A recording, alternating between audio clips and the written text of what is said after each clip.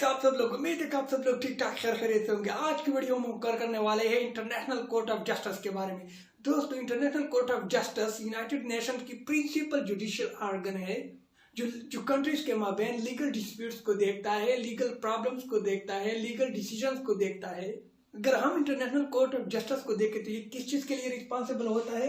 It is responsible of settling legal disputes submitted by the states and answering questions in accordance of international law।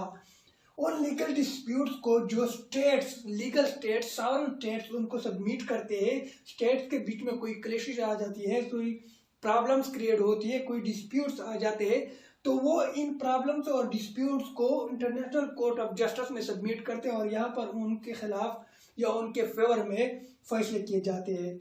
और answering of questions in accordance of international law, या international law के accordance of उन questions का answer देते हैं। अगर हम ICJ की हिस्ट्री की तरफ चले जाए तो आईसीजे से पहले हमारे पास एक इंस्टीट्यूशन था जो कि परमानेंट कोर्ट ऑफ आर्बिट्रेशन था, जो है कॉन्फ्रेंस 1899 में इसकी क्रिएशन हो गई थी। इस इंस्टीट्यूशन के बाद 1921 में द लीग ऑफ नेशंस के under permanent court of international justice का क्याम अमल में आया। एंड देन इसके बाद 1945 में इंटरनेशनल कोर्ट ऑफ जस्टिस हमारे पास केम इनटू बीइंग और 18 अप्रैल 1946 को इसने ऑफिशियली अपना काम स्टार्ट किया। इसके हेडक्वार्टर की अगर हम बात करें तो द हेग इसका हेडक्वार्टर है, जो कि नीदरलैंड में है। वहाँ पर इसका कोर्ट बिल्डिंग है और वहाँ पर इसकी डिसीजन होती है। एंड देन इसके अगर जजेस के हम नंबर को देखें तो 15 जजेस टोटल आईसीजे में होते हैं और 15 जजेस 9 इयर्स के लिए और 9 इयर्स इसकी टेन्योर होती है, जिसमें हर जज 3 इयर्स के लिए सेलेक्ट किया जाता है। अगर हम आईसीजे के मेंबर की बात करें तो 193 जितने यूनाइटेड नेशंस के मेंबर हैं उतने ही इंटरनेशनल कोर्ट ऑफ जस्टिस के मेंबर है। और लैंग्वेज की अगर हम बात करें कि वो इसके ऑफिशियल लैंग्वेज क्या है, तो इंग्लिश और French international court of justice की ऑफिशियल लैंग्वेज है। यानी कि अगर वो कोई फैसला डॉक्यूमेंट्स फॉर्म में सुनाती है या प्रिंट करती है तो वो इंग्लिश या फ्रेंच में होगी। इसके बाद अगर हम इसकी कंटेंशंस की तरफ आ जाए कि ये किस चीज को देखता है, तो ये लीगल डिस्प्यूट्स को देखता है जो सॉवरेन स्टेट उनको सबमिट करते हैं। और फिर दूसरा ये एडवाइजरी का काम करता है। एडवाइजरी मीन्स कि ये एडवाइजरी ओपिनियन देता है upon legal issue submitted by UNO. यानी कि अगर कोई लीगल इशू क्रिएट हो जाता है तो यूनाइटेड नेशन वो आईसीजे को सबमिट करती है और आईसीजे उसको देखता है और फिर लीगल एडवाइजरी लीगल एडवाइजरी इस इशू पर या उस डिस्प्यूट पर दे देता है कि इसका सलूशन इस तरह है या इसका सलूशन इस तरह है।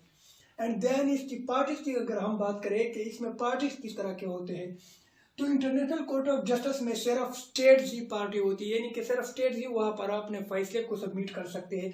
अदर इंडिविजुअल्स या ऑर्गेनाइजेशन वहाँ पर आईसीजे में अपनी डिस्प्यूट्स और प्रॉब्लम को सबमिट नहीं कर सकते। वो लेकिन अगर इंडिविजुअल्स या अदर ऑर्गेनाइजेशन चाहे तो वो स्टेट के थ्रू सबमिट कर सकते हैं, लेकिन इंडिविजुअली पर्सनली वो आईसीजे को सबमिट नहीं कर सकते। यानी कि अगर हम इसकी प्रेजेंट एग्जांपल ले लें कुलभूषण यादव केस की, तो कुलभूषण यादव एक इंडिविजुअल था जो कि पाकिस्तान ने अरेस्ट किया था, लेकिन इंडिया ने एज ए स्टेट उसको सबमिट किया, उस डिसीजन को, उस प्रॉब्लम को इंटरनेशनल कोर्ट ऑफ जस्टिस में।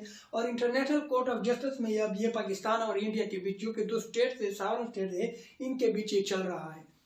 अब अगर हम सिलेक्शन ऑफ जजेस की तरफ आ जाए कि इंटरनेशनल कोर्ट ऑफ जस्टिस में जजेस की सिलेक्शन किस तरह होती है, इसकी मैकेनिज्म क्या होती है, तो जजेस को थ्रू इलेक्शन सेलेक्ट किया जाता है और वो इलेक्शन या तो जनरल असेंबली में होती है और या सिक्योरिटी काउंसिल के रिकमेंडेशन पर होती है और 1/3 मेजॉरिटी के साथ उनको सेलेक्ट किया जाता है।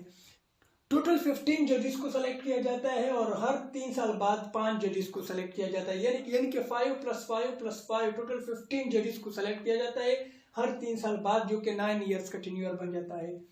इसके कोरम ऑफ कोर्ट क्या होती है, यानी कि अगर फैसले के लिए कितने जजेस की जरूरत होती है, तो टोटल 9 जजेस की जरूरत होती है 15 जजेस में, यानी कि 9 जजेस कोर्ट के सेशन को स्टार्ट कर सकते हैं। और यही जजेस वाइस प्रेसिडेंट और प्रेसिडेंट को भी सिलेक्ट करते हैं। लेकिन यहाँ पर यह बात भी जरूरी है कि किसी भी सेम कंट्री से 2 जजेस की सिलेक्शन नहीं हो सकती, यानी कि एक कंट्री से एक ही जज को सिलेक्ट किया जाएगा।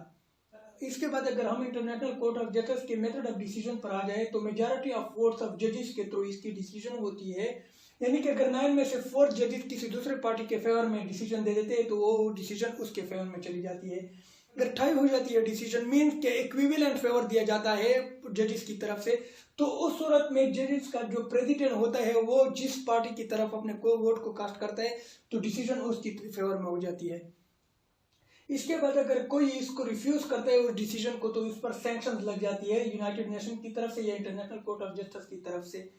और अगर हम जजेस की सीट्स ऑन रीजनल बेसिस की बात करें तो इसमें एशिया के लिए 3 सीट्स होते हैं, यानी कि पूरे एशिया से 3 जजेस को सेलेक्ट किया जाएगा, अफ्रीका से 3 को, लैटिन अमेरिका के लिए 2, ईस्टर्न यूरोप के लिए बीटो और वेस्टर्न यूरोप के लिए 5 सीट रखे गए हैं जजेस के लिए इंटरनेशनल कोर्ट ऑफ जस्टिस में।